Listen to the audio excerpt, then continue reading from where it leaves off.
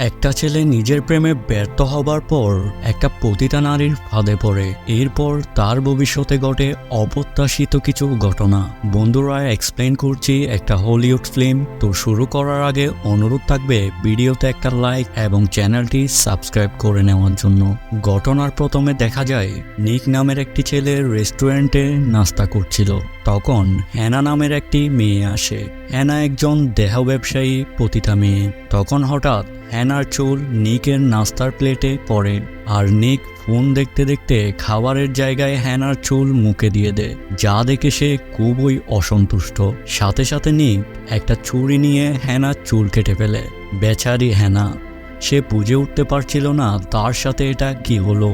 হ্যানা তখন অনেক রাগের সাথে টেবিলে রাখা কেক নিয়ে নিকের জামাতে লাগিয়ে দেয়।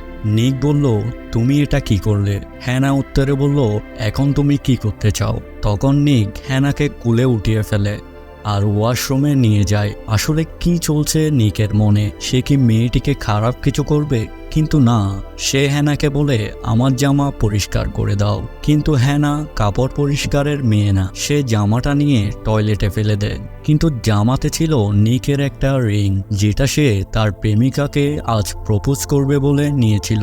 নিক বলে, তুমি এটা কি করলে? কিন্তু হ্যানা বলে, ওরে বাবা, তোমার মতো ছেলেকে কে বিয়ে করবে? তখন নিক তার প্রেমিকার আওয়াজ শুনে সাথে সাথে সে হ্যানাকে নিয়ে টয়লেটে ঢুকে পড়ে। তার প্রেমিকা এসে তাকে টয়লেটে খুঁজে। মেয়েটি তাদের লুকিয়ে থাকা টয়লেটের দরজা খুলে। তখন হ্যানা বলে, এই তুমি বন্ধ করো।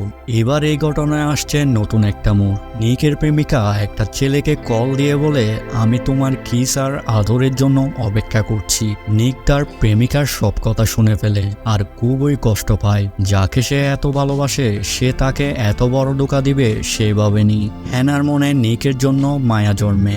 মনে কষ্ট নিয়ে নিক তার রিংটা ছুঁড়ে ফেলে দেয়। হ্যানা তাকে ডাকলে সে বলে, তুমি জিতে গেছো। আমি আমার জীবনের কাছে হেরে গেলাম আমার প্রেমিকার জন্য। তুমি এখান থেকে চলে যাও। তখন হ্যানা বলল, তুমি যাকে ভালোবাসো তাকে এত সহজে চলে যেতে দিও না।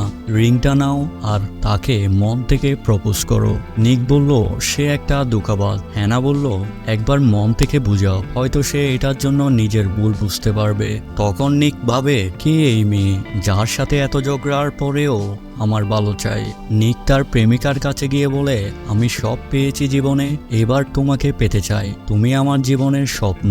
আর সে রিং দিয়ে বিয়ের প্রস্তাব দেয়, যা শুনে তার প্রেমিকা খুশিতে আত্মহারা। তখন হ্যানা এসে নিককে চুমু দেয় আর সে রিংটা নিজে পরে নেয়। তার প্রেমিকা বলে, মানে কি? তুমি কে এখানে? হ্যানা বলল, মানে হলো নিক তোমার চাইতে ভালো মেয়ে ডিজার্ভ করে, আর সেটা হলাম আমি। যা শুনে নিক হ্যানার দিকে তাকিয়ে থাকে আর প্রেমে পড়ে যায়। তখন মেয়েটির বয়ফ্রেন্ড আসে। ছেলেটি জিজ্ঞেস করে, এই মেয়েটাকে? তার প্রেমিকা বলে, তারা বিয়ে করবে একে অপরকে। ছেলেটি হেসে বলে, সত্যি বলছো? একটা পতিতা মেয়েকে বিয়ে করবে যে বড় লোকের কাছে বিক্রি হয়? নিক হ্যানার দিকে তাকায়। হ্যানা কান্না চোখে রিংটা খুলে চলে যায়। নিকের প্রেমিকা বলে, অভিনন্দন, যাও এবার বিয়ে করো। বেচারা নিকের জীবনে শুধু ধোঁকা আর ধোঁকা। হ্যানা ওয়াশরুমে গিয়ে অনেক কান্না করছিল।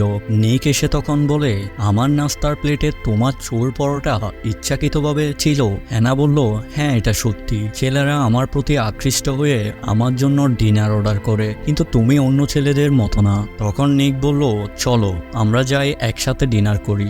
নিক হ্যানার মুখে হাত দিলে সে টয়লেটে ঢুকে পড়ে। নিক বলে, তোমার সমস্যা কোথায়? আমি তোমার সাথে জীবন কাটাতে চাই। হ্যানা বলল, আমার মতো মেয়েকে নিয়ে রেস্টুরেন্টে খাবার খাওয়া যায় না। আমি একজন পতিতা। হ্যানা বলে, তুমি চলে যাও, আমি তোমার চোখের দিকে তাকাতে পারবো না। নিক চলে যায়, কিন্তু শুধু তাকে নিয়ে ভাবে। একদিন রেস্টুরেন্টে হ্যানা খাবার খেতে গেলে তার মুখ থেকে নিকের সেই রিংটা বের হয়, যেটা খাবারের ভিতরেই ছিল। হঠাৎ পিছনে নিক আসে। হ্যানা তাকে দেখে অবাক। হ্যানা বলে, তুমি কেন এসেছো? আমি তোমাকে বলেছিলাম আমাদের মাঝে সম্পর্ক হতে পারে না। তখন নিক বলে, আমি তোমার অতীত পরিবর্তন করতে পারবো না, তবে আমি তোমাকে নতুন এক ভবিষ্যৎ দিতে পারবো। হ্যানা বলে, তুমি আমাকে চিনো না। নিক বলে, বলে সবাই চিনবে এখন থেকে তুমি আমার স্ত্রী। হ্যানা বলে তাহলে আমার অতীত যে খারাপ সেটার কি হবে? নিক বলে আমি ভালোবাসি তোমায়, অতীত কোনো ম্যাটার করে না। তখন হ্যানা লাজুক হাসি দিয়ে রিংটা পরে নেয় আর সব অতীত বলে তাদের নতুন এক সম্পর্ক শুরু হয়। একটা মেয়ে বা ছেলের অতীত খারাপ হতেই পারে, খারাপ হওয়ার পিছেও কিছু কারণ থাকে, তাই একটা সুন্দর সম্পর্কে অতীত বিবেচনা করে না হওয়াই ভালো। খারাপ মানুষও ভালো মানুষের আশ্রয় এবং হাত পেলে পরিবর্তন হয়। তো আজ এতটুকু, ধন্যবাদ সবাইকে, সবাই ভালো থাকবেন, সুস্থ থাকবেন।